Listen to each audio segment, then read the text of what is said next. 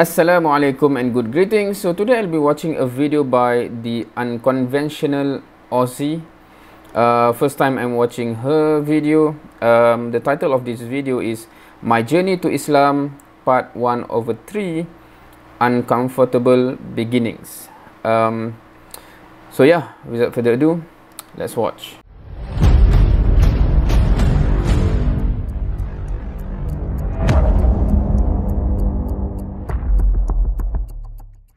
Hey everyone, welcome to my channel. I'm Natasha, the Unconventional Aussie, and today I want to share with you my journey to Islam.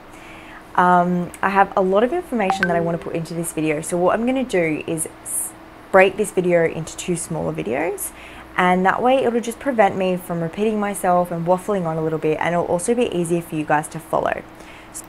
Okay, so I think based on what she just said, her original intention is to make two-part video, but from the title, eventually it become three-part video, I'm guessing. So with that said, let's get started. I grew up in Sydney, Australia, and I lived there till I was about 23 years of age, and then I moved to the UK where I still live today. I came from a Christian background, a Christian household. My mom actually works for the church and also is a volunteer for the church, and my stepdad is a volunteer as well. So they both play quite a crucial role within our local community. And on top of that, I went to a Catholic high school, and so in Australia the grading systems is a little bit different to the UK, so it goes from year 7 to year 12. So I studied religion as a part of that whole time. I'm just wondering, because when she mentioned about her mother and stepfather being people of significance in the religion aspect, right? Is it because I can imagine from Muslim perspective, right? If an imam or someone prominent in the masjid, etc., their children is known to have converted to something else, you know what will happen, meaning in terms of the perspective, in terms of the perception, in terms of what people talk about, etc., right? So is that the same, for example, for Christians? Because the people that people know, the churchgoers know, okay, this is important people in this church, etc., and then suddenly their children, their daughter become Muslim, meaning is it normal or abnormal, or can be accepted? I'm just wondering normally how it is. And it was kind of when I was at high school that I started questioning my religion and started questioning my faith, because I was starting to get more intrigued. I was starting to question things, because when you're young, and I know when I was young, I just kind of went along with the flow. I did what my parents said, I did what the minister said, I believed what I was told to believe. And it wasn't obviously until high school that I then started to kind of get a mind of my own and started to question things that I was being told, because it just wasn't sitting right with me, it wasn't settling with me.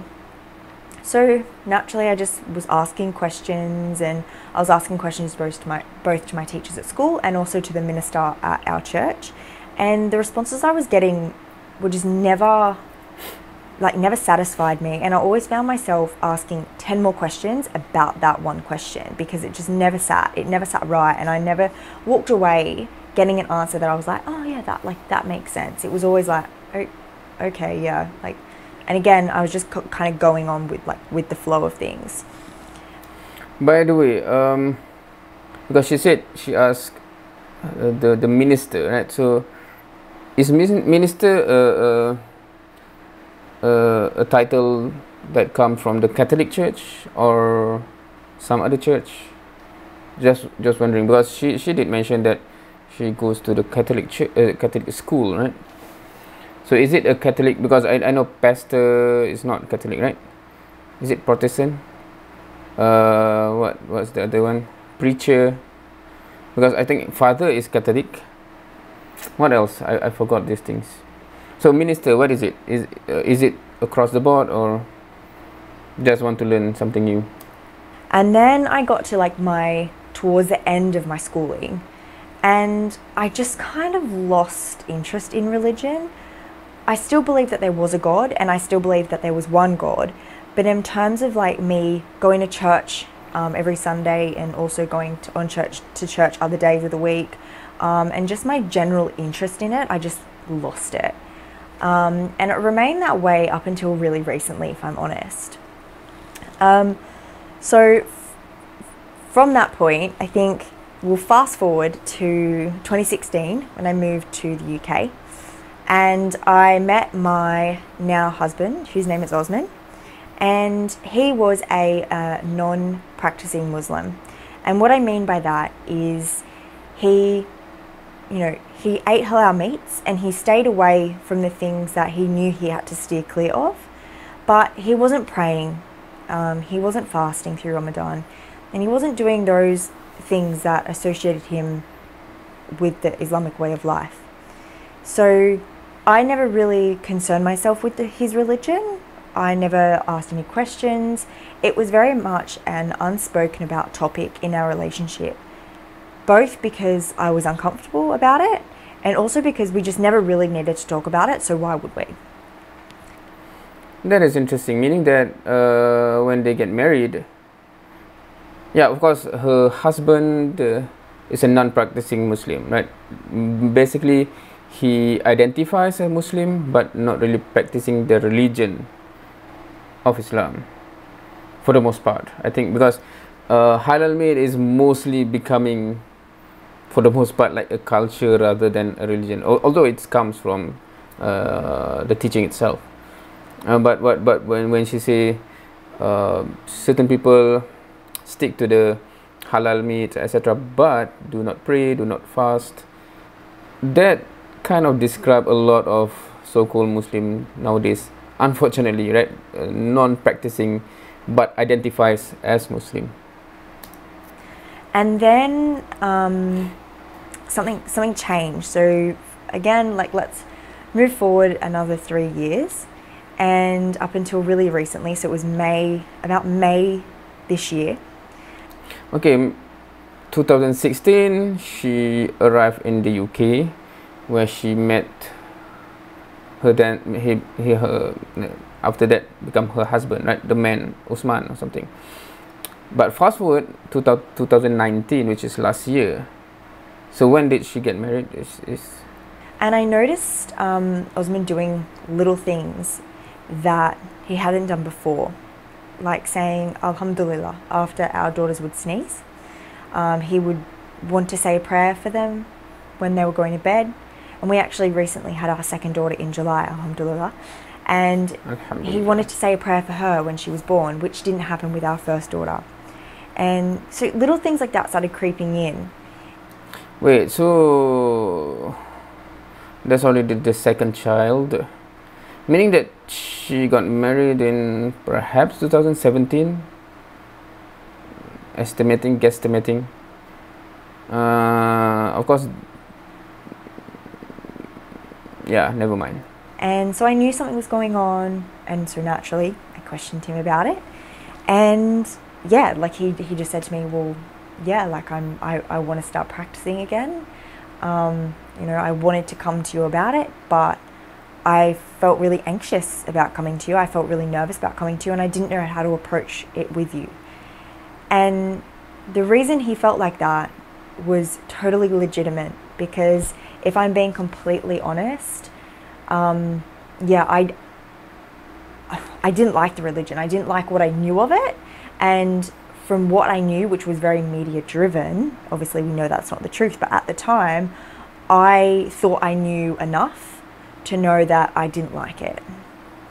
So of course he's going to feel that way about it, about telling me.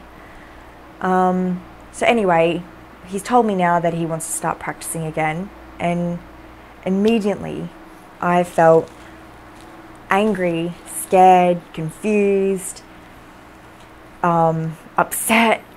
Every emotion under the sun, I think, passed through me. But the biggest one of all was I was so uncomfortable. I couldn't help but question, like, where does this leave me? And where does this leave our two daughters? Because like, I'm not a Muslim, they're not Muslim, so where to from here? And I actually, it's really quite funny looking back on it now, but I actually remember screaming at him saying, like, I'm never going to be a Muslim and I'm never going to support you being a Muslim. And Yeah, from the storyline, basically what happened there and then is just as if your husband suddenly convert to Islam, right? Because previously, even though he identifies as Muslim, culturally perhaps, but his action is not really identified as those holding on to the teachings, right? So what he announced there is, I think, is equivalent in terms of your spouse suddenly says, I want to be a Muslim, right? I can understand from that perspective, especially when you becoming more and more aware of the perception that people have towards Islam. It is a scary thought, right? When your spouse suddenly want to and says that he want to become, or he or she becomes part of that religion, right? and it is funny to look back at it now, because clearly Allah had other plans for me, which I didn't know at the time. But yeah, so it was a really tense and awkward time. And I think it's really important to note in this part that we weren't married at the time. So we only got married recently, in October of this year. So really, really recently. Okay. So suddenly a twist in the story. So meaning they have been living together, I assume. That's how they get their 2 children, but not actually married. That is interesting. Of course, from the story, it's not that shocking because she herself do not really hold on to the Christian teaching, and he do not hold into Islamic teaching that much. Yeah, but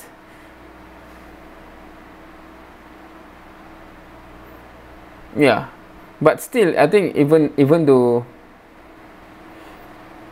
Muslim, culturally Muslim, still I think there's a stigma about, like having children when you're not married, right? So, and I think me not accepting his religion and him always feeling a little bit like, even if he wanted to practice, he felt like he was never probably comfortable to practice because of how I felt. And that was creating this invisible barrier between us that neither of us knew was there until it was gone. And just, like, our relationship completely changed. So I'm at the stage where I'm super uncomfortable. I don't know what to do with myself. I think I remained this way for maybe like a week. And then it was like I woke up one morning and someone had just slapped me in the face and was just like, what are you doing? Why are you letting this affect you so much? What is wrong with you? How could I be so judgmental of something that I knew nothing about? Like, if I really open-heartedly reflected on my feelings towards Islam, I knew that I didn't really have any factual information. It was all information that I'd gained from the media, or also information that I'd gained from other people who had a negative attitude towards Islam. So both of those sources were not really reputable and were not really reliable. So I kind of was like, okay, I'm going to do my own research and I'll go from there. So I secretly started watching videos on YouTube. I started reading a lot. I started collecting PDFs and reading those. And slowly but surely, I started to feel less and less uncomfortable with it. And I remember the first thing that completely intrigued me was I was really always uncomfortable when Osman would refer to God as Allah. I just felt really awkward with it, and I was just kind of always like, why don't you just call it God? That's how you call God is God. I never got it. It never sat with me. I never understood. And the first thing that I learned, so I was watching a 3-part series on YouTube, and it's called Understanding Islam, and I will link it for you in this description, because if you're someone like me at the very beginning of your journey, or if you're looking into Islam and don't really know a lot about it, then this was a really good starting point, because it doesn't really bombard you, but it gives you really good information just to start you off with. So anyway, so I was watching this 3-part series of Understanding Islam, and the first thing that the teacher said was what Allah means. And all it is the Arabic word for God.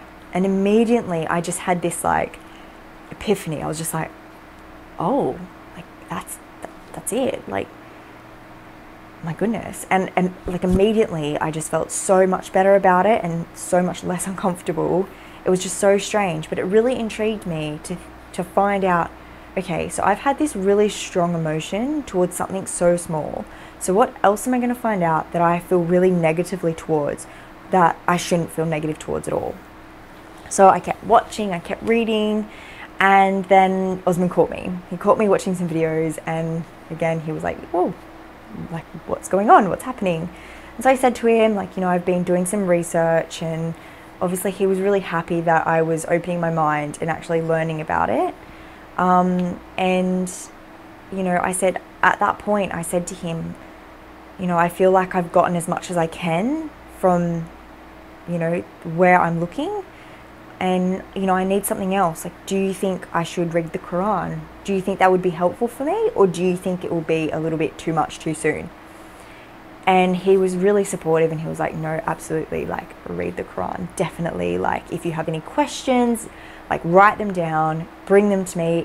If he couldn't, so he was saying if I couldn't find the answers, he was going to find them from other people that were reliable, and make sure that he came back with an answer for me within the next couple of days. And he did, every single time, every single question. And I will do a separate video on all of the questions. I have kept them all of the questions that I had about the Quran, because I think it's really important that, from my perspective of knowing nothing and reading the Quran and having all these questions, like, it really brought Islam together for me and really, really helped me. So I will do a separate video on that, inshallah.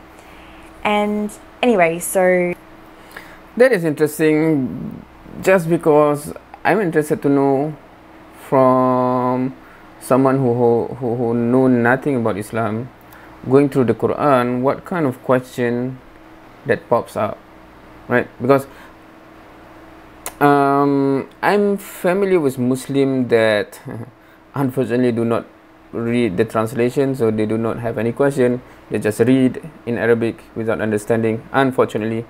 I know also about those who try to find problems, right? Meaning that they do not read trying to understand or let the Quran speak to them. They pinpoint things. So some other people have already pinpoint, okay, this is the question, this is the question, this question. So I'm also familiar with those kind of people that sometimes I do entertain if they seem genuine, like they're trying to understand, but if it's too obvious that they do not even want to understand, they just want to argue or debate, normally it's quite a waste of time to entertain such people. But this is interesting because many revert have that experience, right? They just read through and let the Quran speak to them. But I'm interested to know for sure, when you read, there will be question that comes, because the Quran itself, when it is revealed, there's a context that everyone know the context, because they are living the moment when the revelation comes to answer those contexts. But when we are reading, the context is not exactly written there, right? If you open the tafsir, etc., it might be written there to connect the dots, right? But reading the Quran itself, some of the context is not embedded, because the Quran itself is just the revelation in itself, right? Not the historical event that took place while the revelation come down. Yeah, interested to know after this, inshallah, where she posts that. I was reading and I just gave birth to our second daughter in July.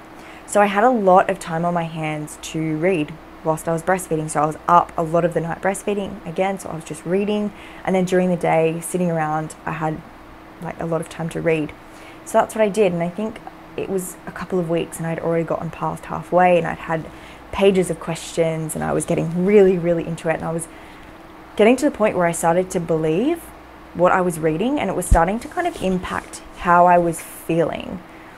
And you know, I spoke to Osman about this, and I said, you know, like, this is what I'm reading, and you know, I believe it. And he said, well, that's really good, you know, like that's fantastic. What, like, he was just kind of in awe that I had come so far in such a short time.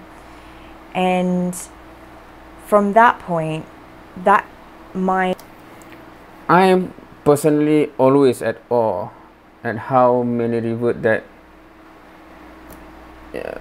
sort of cross the bridge in such a short time, because it doesn't happen with Muslim, right? Unfortunately, I always say unfortunately so much, right?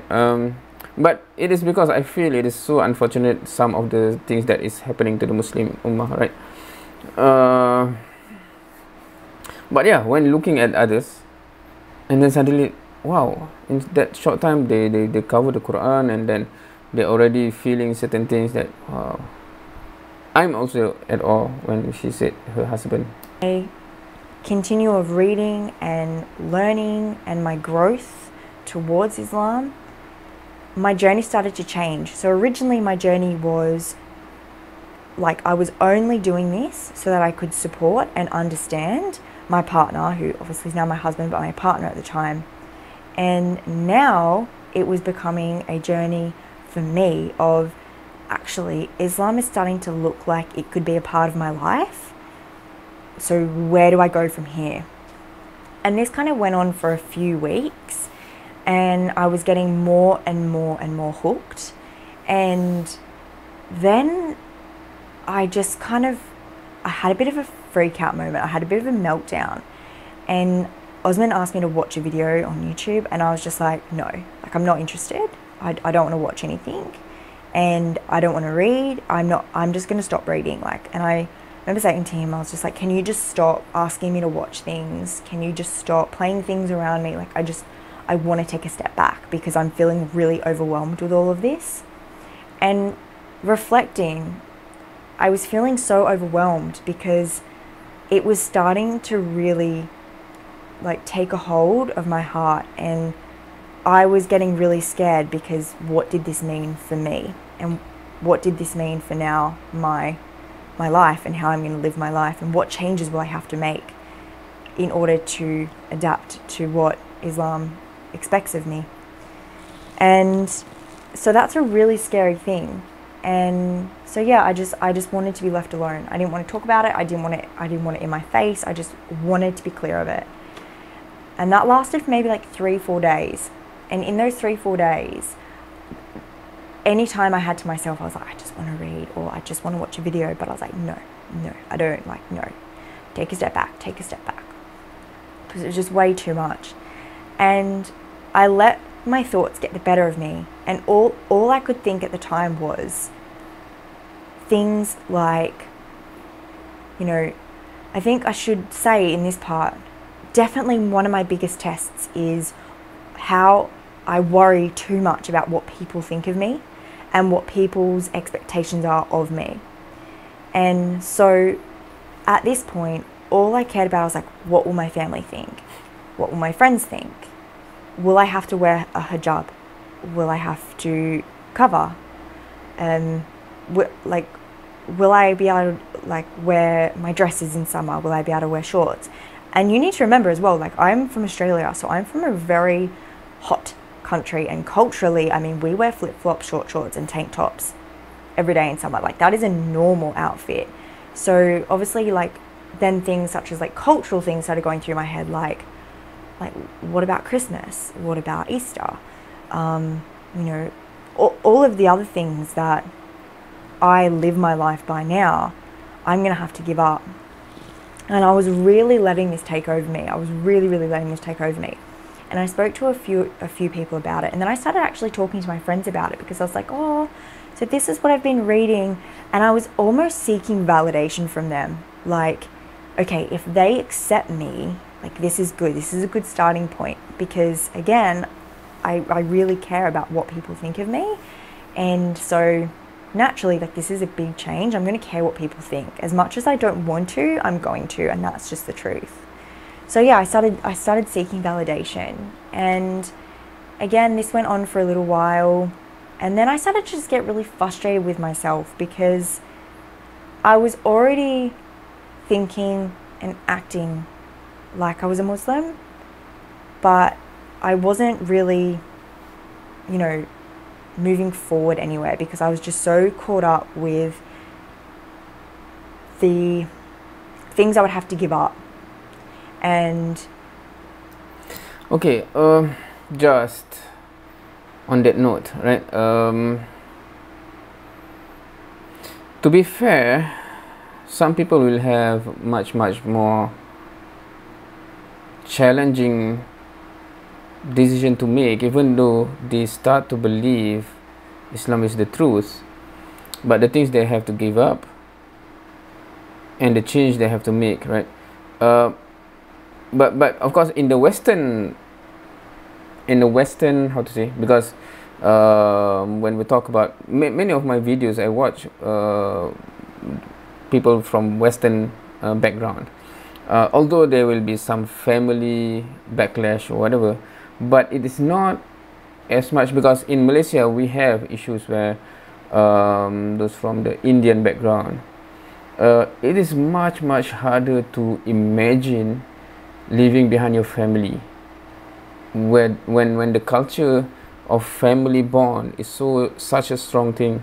Because I think in the Western culture nowadays, at least, there's some form of independence from the family, even though you still talk to each other, respect, whatever. But at the same time, you do have a lot of decision making on your own, and it's understood. It's meaning that's the norm. But in Eastern culture, many of the Eastern culture, family bond, family ties is something that is not easy. You know what will happen if, because yeah, just to point that out, because some of, meaning us Muslim, think that it is so easy. If you know this the truth, just make the decision. But it is tough for many people, considering what they have to, you know, the implications, the things I would have to change about me. And so yeah, I was just stuck at limbo. And like, Osman just came up to me one of the days and was just like, look, you can't, are you going to be able to just forget about everything you've read? Are you able to just forget everything you've read, forget that you've believed everything you've read, and just go on with life as per normal, as you would have done? I was like, well, no, like, I can't just forget the things that I've read. And that was, it was such a difficult time for me, because I was so caught up in what was going on around me that I wasn't doing something for me. Yet again, I was doing what I thought other people wanted me to do. And I was doing something, or I wasn't, in this case, I wasn't doing something for me. I was trying to stick to what everyone else thought that I should be. And, you know, all my life I've been that way. I've been someone that does everything based on what I think people want me to do, if that makes sense. So I'm a bit like, I just kind of, you know, blend in with everybody and fit in and do things so that I do fit in. And this was going to be like my only decision that I've ever made that was 100% done for me and only for me. And between the relationship between me and Allah, like, that was it. It wasn't for anyone else but me. And I was really struggling with it. I knew in my heart what I needed to do and what I wanted to do, but I just was unable to make that decision. So I'm going to leave the video there for now.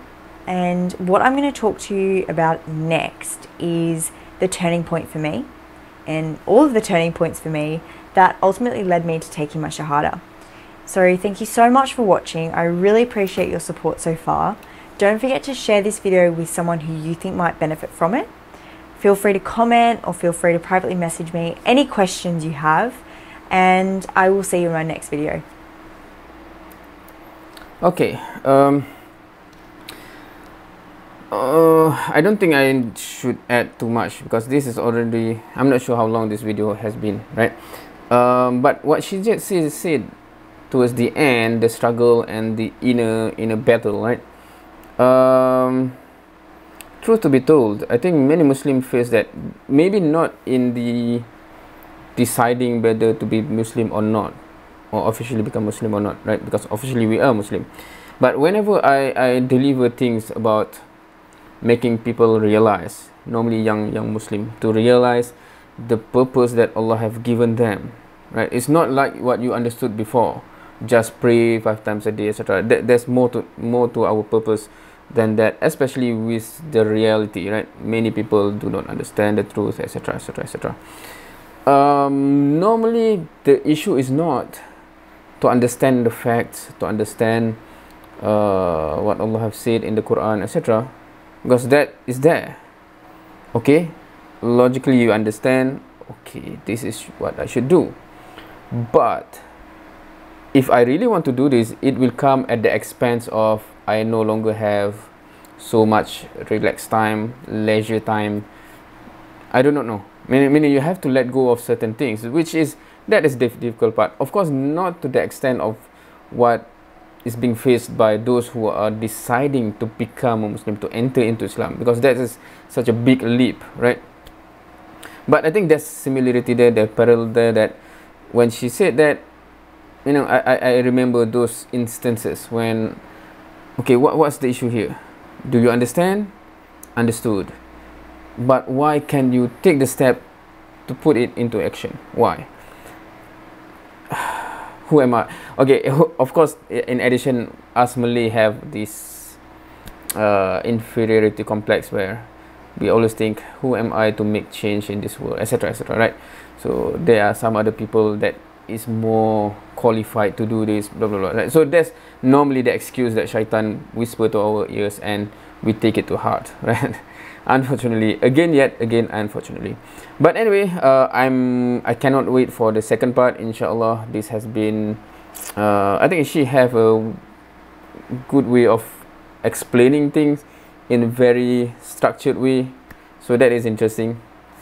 What I need to learn as well for myself. And throughout, when she said, she didn't specify, I didn't look at the link yet, what is the 3-part background of Islam or something, but what she mentioned about, she watched some videos or read certain things. One of my hope is that among the things that I can put out is among the things that can have such impact to other people, right? They just read it or watch this video, etc, then they become closer to the truth. That's the ultimate aim. I hope some of the things that I produce have that impact on someone else. I do not know where, when, but hopefully it does, because la yahdi Allahu bika rajulan wahidan khairul laka min humurin na'am, right? So that's one of the big aim in my life. Hopefully before I die, something that I produce can have such impact, inshallah. Wallahu alam. Thank you for watching. See you next time.